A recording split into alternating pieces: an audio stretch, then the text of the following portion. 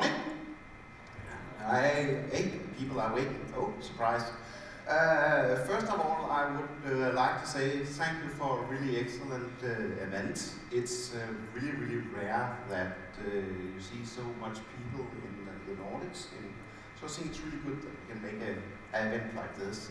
It's also very rare for me to be on a conference where I would be the third speaker talking about honeypots. Normally I used to be the sidekick since I'm both Danish and talking about honeypots. So one of the reasons is I'm probably going to divert a bit from one of the slides or several of the slides because that some of them is something you already have heard in advance. But hey, not really a big problem. The talk is going to be who's control your control systems. It's based on previous research called Please Come and Hack My SCADA Systems. It's a presentation I did last month in Washington. And with all that, I think that let's just get along. Who am I? My name is Michael, and I work from the Danish TSO, Energinet in Denmark, so I'm the friendly next door neighbor. Another thing is that for the Swedes, that it's Energinet would be the equivalent of Svenska Kraftwerk, Kraftnet. And we have two nets in Denmark, which is quite strange since we're just 5.6 million, but hey, we need to do something different once in a while. And yeah, let's get on with it. Oh, sorry. So, what's a honeypot? I think that we probably don't have to spend too much time on this one. But hey, you can only put 3 deployment modes on honeypots. You could do it either internally, meaning that you put it either on the lane or on the whatever network you have to actually have your SCADA systems. You could put it on the DMZ, and you could put it on externally. This talk is specifically only about external honeypots. In my opinion, it's a great way to gather information and very close to real-time threats if it's done right. So, what I think is quite interesting is that using honeypots is that you do get a lot of information. Again, it comes back to actually using that information in a good, efficient way. But nevertheless, whatever is attacking my honeypots or my fake honeypots today might be actually trying to attack a real SCADA system tomorrow. I come original with 15 years of experience from the IT side, from the IT security side, and recently just started to look into the excellent, very exciting world of the SCADA systems. Previously, I've done a lot of regarding a lot of malware reversing. I have run a lot of sinkholes. Basically, that means that you go out, buy a domain that you know or is expected to be associated with malicious activity, put it up, and then start listening. It's exactly the same thing that you do with honeypots, of course. It goes without saying. A co-worker of mine once joked that he said, Michael, why do you actually spend so much time on honeypots? Hey, isn't there enough real SCADA system online for you? Well, you might have a point. But nevertheless, I think it's a really great way to get some information. And I'm hoping that the slides would give some examples and otherwise some more information regarding this. So, let's start in reverse order. Rather than talking about everyone will say, hey, what's the bad thing about running honeypots? And I had some quite interesting dialogues yesterday, and of course there's some backdraft in actually running honeypots. First of all, when you do it, you might have a really thoughtful thing about how to deploy it, especially in DMZ, or actually when you do it in externally. And externally is someone where you said, my definition of external is that you might have it either put it internally, which is on your own LAN network, you might have it on the DMZ, like on the internet range, or externally is that you put it somewhere where it definitely not can be attributed back to your organization. You have to think a lot about PR and media. I can say for sure that Energinet, we are not running honeypots on our external internet range. That would be quite interesting the day that someone, so-called researcher, was scanning by accident our network and then found out, oh, it's really, really vulnerable. Take my word for it, people in general don't like to hear that the national grid is vulnerable and all looking for hackers. You can get a lot of problems out of that. Of course, you also have potential legal questions. Depending on what country you actually deploy these things in, it might actually be against the law. So do your homework first. And again, it's also a matter of preparing that to be breached or not to be breached. There's also a cool line of actually when you have the honeypots that you want to be able that people can attack them, but you don't want to have your assets turned so suddenly someone is attacking your honeypots or using your assets to attacking other people. So it's really a fine line of that. And just to hold down, just as well as there was a word on geolocations, and there's a good reason for some of the other presentations or other places I've been asked to speak. People always say, why don't you have a pie chart of what country does attack you? There's a really good reason for that. Just mentioned previously on some of the presentation yesterday. It's because that you can come from anywhere. I have one of my honeypots. It's just like 93% of all attacks come from China. Cool. But does that tell us anything at all? No, not really actually. Not really actually. Again, intelligence gathering, it's a process. It's really not a destination. When people start to deploy honeypots like that, of course you must be aware that it takes some efforts, and also it takes some time actually to sit down and look at the logs. It's not just a one shiny box to put up, something that you need to think about, but actually if you work out and spend the time of reviewing the logs, it actually can be quite interesting. I'm going to show that in a few moments. Just 2 cents, yeah. So basically that's that. Sorry about that.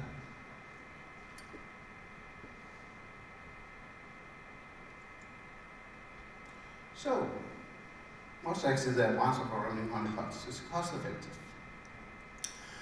I would claim, and it's my very personal opinion, that running a honeypot can give you some really interesting cases for a fraction of the price of a vendor. I don't know how much time or how much money you use on vendor fees, but I'm going to show also a little bit of that. You can do it as genetic or custom made as you want. It's really up to you. And again, it's one thing that has been mentioned in quite a few presentations. It's really, really important that the honeypot is going to look as real as possible. It should go without saying, but if you use like Shodan, it's actually quite easy to see a lot of the things that are supposed to be scattered. You can see it's running an example at Compot.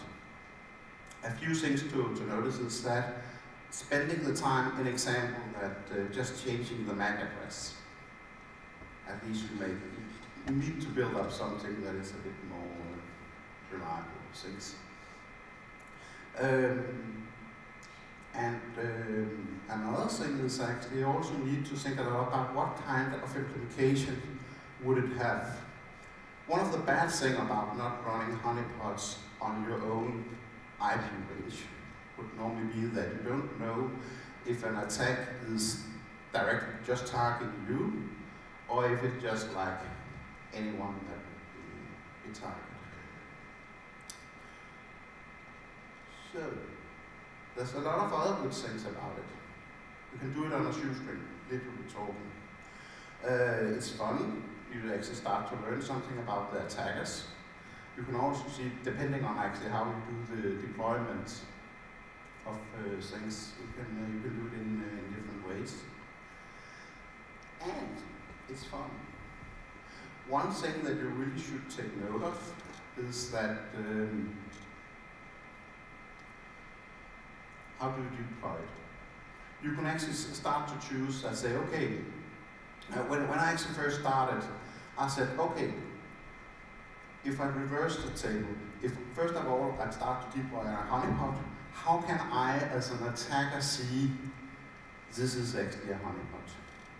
It's quite easy, also quite fun, because in the process of actually doing that, you start learning to say, okay, this is an indication that it might be a honeypot. Doing this, doing that, doing small stuff, then you actually can see that it's going really, it's worth the effort. So if I'm going to talk specifically about that, I have several honeypot servers, and especially what you would like to do is very often you would like to change an MAC address, you would certain things like what's the behavior of it. And one thing that's really, really cool about the honeypot is that they have this proxy function. And basically that means, in example, if you have proxy function, if you have a Modbus device, an example, you can actually use that to pass it in, and then it would mimic a real system, or it would just be passing through. And actually having the benefit, or actually going into the process of doing that, would actually be quite beneficial for you. So, honeypots are awesome.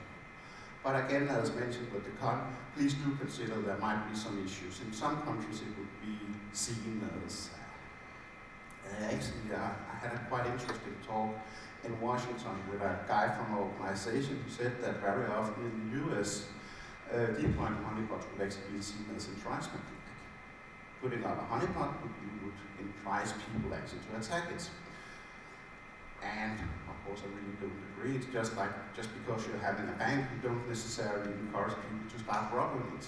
But hey, that's just a different point of opinion.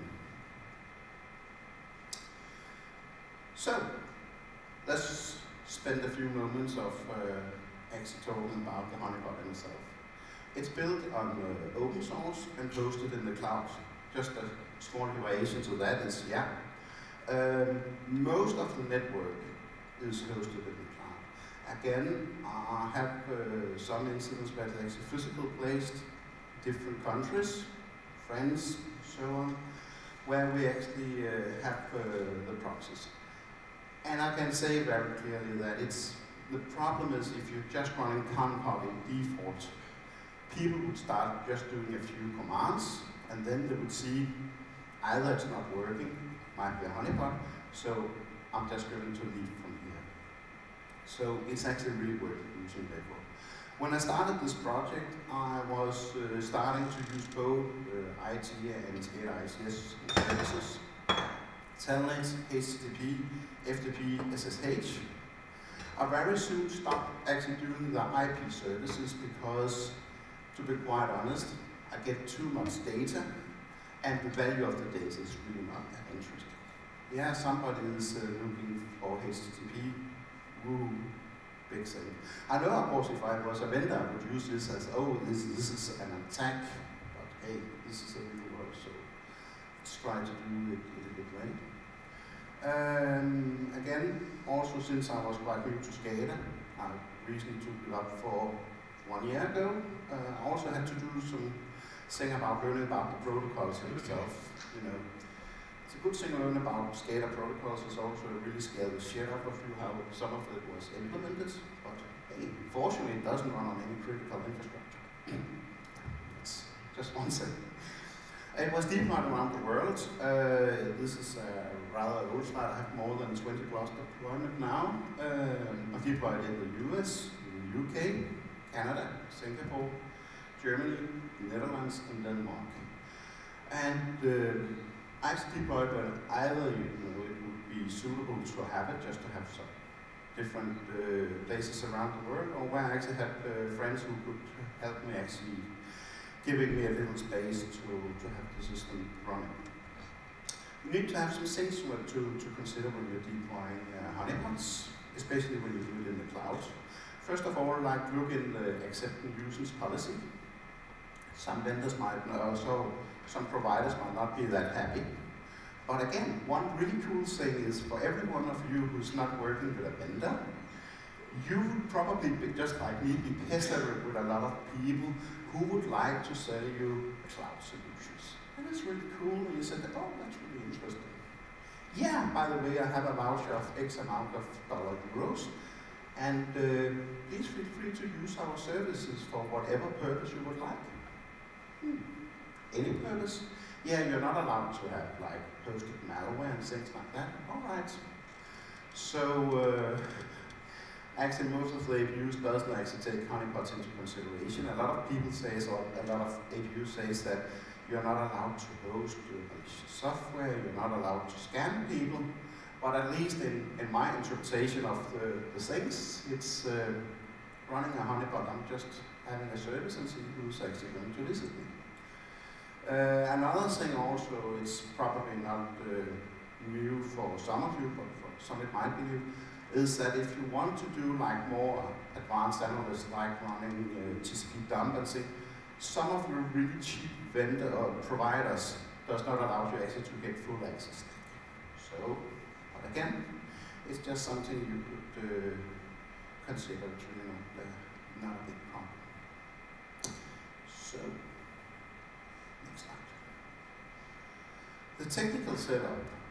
Of course, you have different type of, in that case, I'm going to present a white paper soon, but I have 4 types of honeypot, 4 categorization of honeypots. Of course, you know that when you're looking abroad, that what kind of people would actually like to attack you. Of course, yeah, we have the script keys, but as we talked about yesterday, I heard in a different presentation, a lot of people wouldn't actually know what they would do if there was giving access to a HMI, and I really have to echo that. Even if you make a pretty realistic thing, you can see people logging in, trying one command, and then just get out of there. And of course, it might be that they're saving it for a rainy day, but there also might be someone who actually don't have that much clue of what they're doing. Interesting enough is sometimes you can actually see hackers that are taking the honeypots and actually seems to at least have a plan why they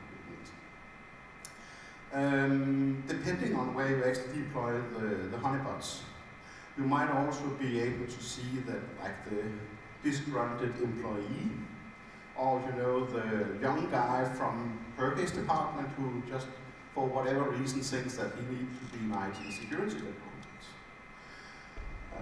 Might also be quite interesting to see that if you have older hardware, you can deploy on your control network, and you know that use it as a canary or a honeypot. If something ever is going to contact this, you know, hey, there's some kind of problem, either malware or misconfiguration, regardless of what you should take a look at it. Nevertheless, the 4 types of honeypots I'm going to dig in detail for some of the other slides. But the first one was just simply something I labeled crash and burn. This is a full-fledged Linux Ubuntu system. Now, if you have ever heard about a vulnerability, I can assure you it was available. It was not like something that was really obvious. It was not like something like Metasploitable, it was just a standard Linux system, but it was an example open for shell commands. A lot of other different things. You really need to take a lot of care when you define that, but I can take that in a later slide. The second type was entitled Too Fake to be True. Even that we are told that we should embrace the cloud, you probably don't want to have your SCADA system running on Amazon. Again, just my personal opinion, but I also will see some results in actually doing that. The third type is just regular honeypots. Hey, I'm right here. I've done absolutely nothing to close it down. And then the fourth type is the hidden honeypot, called like Reach Me If You Can Find Me. And this is the one I've used most effort in actually blocking some IP ranges or other things that you know that normally would scan you or in any way engage you. So, let's get on with The first case for the crash and burn, it was the human automated attack. When I did that, that was the really first incident, not incident, of test I was doing. And it was, again, it's full live system, and I sit there and monitor it. And whenever I saw that now it had been sufficient breach, just shut it down and took it offline. And again, it backs to the ECOSAT security is that even if you're on Linux, it doesn't necessarily mean that you're more secure. One of the systems was breached within 26 minutes, and it's a system that's not announced in any way. And most people would probably be familiar with it, but the list of IP addresses, the first one, that's mine. I'm running in via SSH, not a big problem. And I couldn't have all the connections fit into the slide. At one point on this particular system, within a very few minutes, I had 10 connections who had breached a really, really easy password. That's actually quite interesting. All right, cool. So at least now I have some IP addresses. And then, you know, I didn't want to be too politically correct, so I just did a little change on the MOTD. And the MOTD is message of the day. But basically that means for people who's not that been exposed to Linux, it means that when you're logging on, that would be the little message that would greet you after successful log on. So I changed the banner to say, you're currently breaching my honeypot. Abuse report with PCAP evidence will be made to your ISP. Then I rebooted the server. And no surprise, everyone else came online just within a few moments. And some of them, I could see it from the log, just logging in, had a few seconds to read, and then log off again. There was still a few that was on, so I just had to conclude that this would either be an automated attack or people who was not capable of either reading or using Google Translate. So that's the same. All right. This was just for fun, actually, to see, just to get the feed into the water, said what kind of typical attacks would be on a normal system. So then I moved on and start deploying some Scala honeypots. The next case is that's too fake to be true. This was actually taken for one point I would evaluating the Microsoft Azure service, Microsoft Cloud service. And I realized that across several different IP addresses, there was IP range who keep scanning me for Modbus. And a part of the research, or one of the scripts when I started up, I said that if I'm able to backtrace to an organization that is large enough to should be able to spell to IT, OT, security, and probably would be large enough to have to care about it, I would actually take the time and effort to send them an abuse email. And I'm not going to read out the email, you can read it all by yourself. But this was, when I saw the University of Michigan, was quite a regular visitor across honeypots. And I was giving a few IP ranges and said, and even that I, as a researcher, really can see there's a value in actually doing this. An example showed that it's a really great tool, and you could do it for a lot of things. But once in a while, I'm getting really annoyed that a lot of researchers just say, hey, we are scanning the whole internet, but we're not actually going to publish any research. We're just doing it for it's confidential, or either they have to be custom for us to get that information. So once in a while, even that it's absolutely absurd to have honeypots in such places as Amazon, or once in a while you actually get the data you can get from it really close shows that, okay, this is IP ranges that is automated scanning, and of course you can use that information in some way. Case number 3. What I normally do in some of the honeypots, and when I'm talking about this specific example, it's Kibo. And Kibo is an open source honeypot where it actually, amongst other things, it actually collects SSH. And suddenly I could see there was, on several IP addresses, even on different countries, there was one IP address who specifically started to search for the first username, PLC, MSP, and you can read it by yourself. And secondly, just a few seconds after, they went in to have the root tampered. That was the only 2 attempts it was actually doing. So it actually turns out, after doing a bit of research, that the first one is Polycom, Soundpoint SIP, voice over IP phone. And the other one is Cisco Tandberg video system. So this actually shows that this IP address was deliberately trying to find default username and passwords for this one. And yeah, you can use it for espionage, you can use it to look on the plant, or it's just a script kiddies who have way much time. I don't know, but still that is indication of compromise or something that you might be able to share with the rest of the community. And I'm a guy that really much believe in open source and actually sharing with people, so it's something that you can actually build something else on. Another thing that this type of services or this type of system can do, it actually provides you with a list of default username and password as is being explored on the net. So it's actually quite easy to take that list and then start looking on your own system. Of course, you know that NIBOS is running SCADA online, and everyone always remember to change default username and password. Yes, I know that, but still once in a while you might have a surprise about this. So basically this actually shows that this will be quite interesting.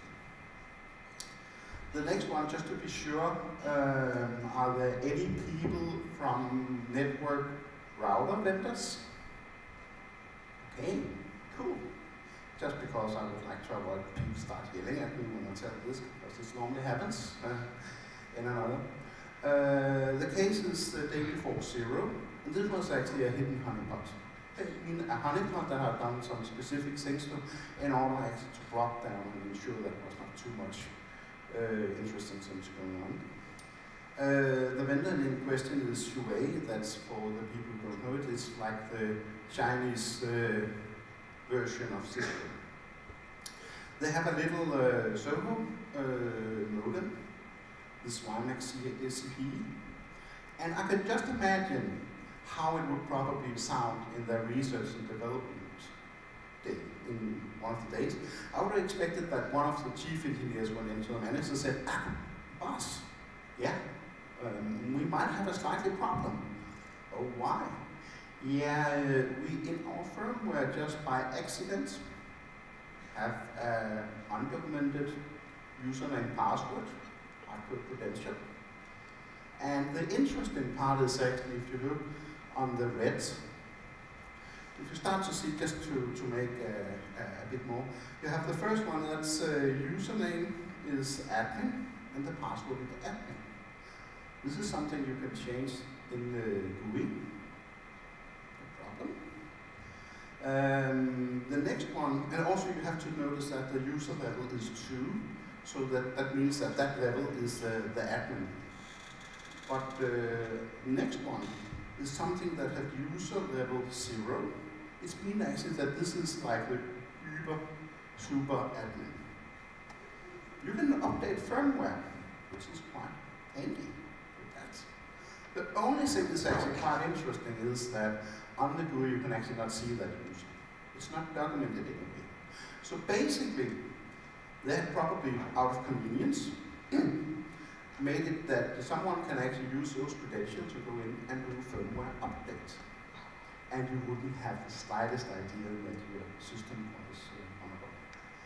There was a guy, Kirsty Kerber, in May 30, he actually put this out and said, hey, look what I found. What actually was quite interesting was that 8 days before, on the 22nd of May, I have some of my honeypots using specifically that username and password credential combination. Now just by accident you said, well, it really doesn't matter, it's 8 days after. Yeah, but just imagine if this guy hadn't taken the effort or actually the time to do it. So basically at that time I was trying to find out, okay, I had a pretty good idea that this was a vendor, but I wasn't able to find the deepest time. So basically, using honeypots can also in some way help you assist in finding materials. Next one. In Denmark it rains a lot. We have something called autumn and winter. It's like 9 months of the year, so, and once in a while we have some. On a really rainy Sunday afternoon I was getting bored, so I just took some of the data set, play around with it. It's by no means to be seen as an academical statement. I just took 5,000 IP addresses, what I call a first stage, elaborate a bit on that later, and 200 of my second stage IP addresses. For me, a third stage IP address is something that contacts my honeypot and actually have a connection. An example, if you say SSH, FTP, something like that, it's actually something, it's not just a scanner, it's something when people, in example, SSH people actually breach my SSH with really simple passwords and perhaps just put enter. It's basically, they're not doing any malicious stuff, no, this is just script cookies. In my world, that's the first stage. I don't, in the data set I'm examining, as far as possible, I've removed everything called port scanning because in my world, this is not an attack, this is just anonymous. A second state would be someone where you try to go on and download a script from whatever server you have, like me getting something. Who was trying to do analysis in what kind of system is. Even some place where you're trying to put S7 Siemens commands into it. In my world, that's a second state. Which brings me back to, once in a while, it's really funny. I know I have that absurd kind of humor, but it's really funny to see logs once in a while, especially in Kibo, the SSH. Kibo have the ability that when people are breaching your honeypot, you can see whatever the type, it's done in a certain kind of virtual environment. And I had one guy who was getting his script 16 times. One of the really cool things about Kibo is that it put it down, it actually saved the script, but the attacker, since it's virtual, he would not be able to get it. So this guy, he was getting really, really frustrated. So 16 times in a row, he'd go out, get in, trying to get his script, but he couldn't get it to work. It lasts 25 minutes of really frustrating things, and it's quite interesting and quite funny for me to see that. So basically, I ran it against 6 vendors, again, floating vendors, because some of them are promotional, some of them are open source. And basically, I had a hit rate of 84% of the stage 1 IP addresses. What's also quite interesting, on the second stage, there was only 23%. There is a few things, of course, this is not like solid, because I know that most vendors today is more looking on URL rather than IP address because of fast fluxing. But still, for me, it's a sign that, as also had been stated in previous presentation yesterday, sometimes it's not possible just to take tools from the IT world and just blindly apply it one-to-one to the scale. So it was actually quite interesting. Okay, I can see time is running, so we are coming to end. To sum it up, open source can get you a long way, even on a time project. Whatever I've done is something I've done out of my own pocket or by help of cloud vendors who would like to sell me something. It's also a matter about being creative. One thing I really like about doing this, if you can get your hands on an example decommissioned but still working equipment, it's really, really fun to use an example Compa to do proxy. You actually learn a lot of things about how the protocols work in the same place. And tools and deployment methods are much more easier than it used to be. An example, one of the things I can recommend is Morten Day Honeypot Network. It's a GitHub project. It's really easy actually to start deploying honeypots. But again, back to as I talked about previously, and what has been mentioned in all other presentation, use the time to do some customization. It's really worth the But today it's really easy to make deployments. It's so easy, so even little Bobby can do it. So Robert, I'm looking forward to have a strip with his deploying honeypots. Just an idea. And of course, back to remember to change the signature of the honeypots. Let's basically come back to that. As I mentioned previously, one of my scope was actually to, if I saw something from an organization which should care, I actually took the time to contact them. That resulted in more than 50 reports sent to different people like ISPs, university, corporation, and governmental agencies.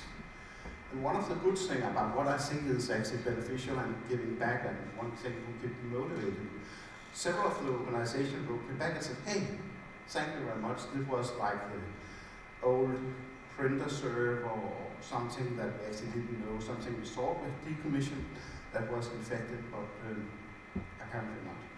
So just for a few moments, the internet was slightly less insecure. The more you give, the more you get. Again, one thing I think that's really good about our community, especially in this type of forums, is that knowledge flows very freely. As mentioned previously, I've been working as malware resource, and the good thing is about that we're not as such in competition with each other. So it's good to share information rather than I'm keeping all my research for myself and then I can just get everyone else. So again, go back and sharing. I'm an average user of open source. I'm a poor coder, but still one thing I like to is contribute an example like documentation, helping new users, because, and also as we mentioned yesterday, when new people get on board, lend them a hand and just let them get the feet into the water rather than just read the fucking manual. So let's make it more easier. During my research it was about 6 months. It was 6 months. I was able to have something like 800 plus indication of compromise sense. And some of it was not purely related to SCADA. Some of it was just, the guy who's trying to download the script. But in the end, it's still something that's could be beneficial for us. Also collected a list of more than 25,000 usernames and passwords used. And again, it's back to data. If you don't use it in a creative way, it doesn't make much sense. So this list is something that I have seen at least in several honeypots across the globe, rather than just one. And of course, you can take this list, start to use it and visit any systems that in my organization have this kind of password combination. I might investigate it because it might be rich. Some of the future thing I'm going to do is I'm going to have much more type 4 honeypots, because I can see this is actually where the benefit is. It gives you much better information, it gives you much more insight in actually how do people try to hack you. And I'm currently working on several API feeds where the amount of data I'm collecting in my honeypots, it really doesn't make a lot of value just sitting in me. So again, I'm trying to make some APIs that would be useful for other people in the community. And last but not least, I'm currently working on Stix and Taxi. I don't know if everyone is familiar with Stix, but it's a really well documented way to exchange threat intelligence. It's from the organization of Mitsna. If you don't know it, I would really suggest that you look it up. And again, knowledge is power, but the ability actually to give threat intelligence and exchange it with the community within a very short moment of time is something that could be beneficial for everyone. And last but not least, I'm also working on making several IDS signatures on interesting stuff. And with that, I can also see that you're approaching me. I'm sneaking on you. Thank you very much.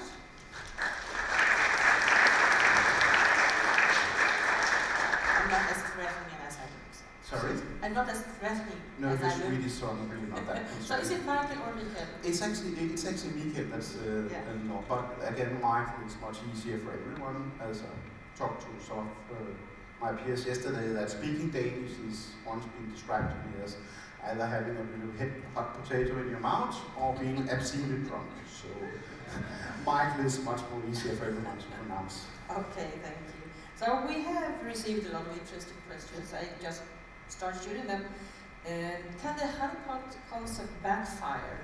I mean, we actually educated the script kiddies on ICS by throwing them easy targets. Do you have any thoughts about that? I do have that. Of course, it can backfire, but I really would be more concerned of having an asset that has been turned, has been breached, and then in that case been used against other. I don't think it would actually educate script kiddies that much, because they can install it themselves on their own systems, and then they can learn exactly the same thing. So, but yes, of course, honeypot can fire back, so using the cautions. And is it honeypots or honey nets? That's another question. Wouldn't yeah. a real attacker get cautious if there's just a single box and not a more complete ICS net? Oh, sorry, can I have the question again, please? Yeah. If it's honeypots or honey nets, the real attacker might be suspicious. Yeah. Seeing just one box. Thank you. Okay, now I understand the question. In most incidents, when I'm doing it in the cloud, it would just be honeypots, but in some cases it actually would be honey nets. It's back to building as a realistic thing. So it might be on one IP address, but have several things that would be mimic. An example, let's say a really vulnerable water plant treatment or out-of-date power substation. And would it be possible to mimic user behavior in a honeypot? Or are they only passive?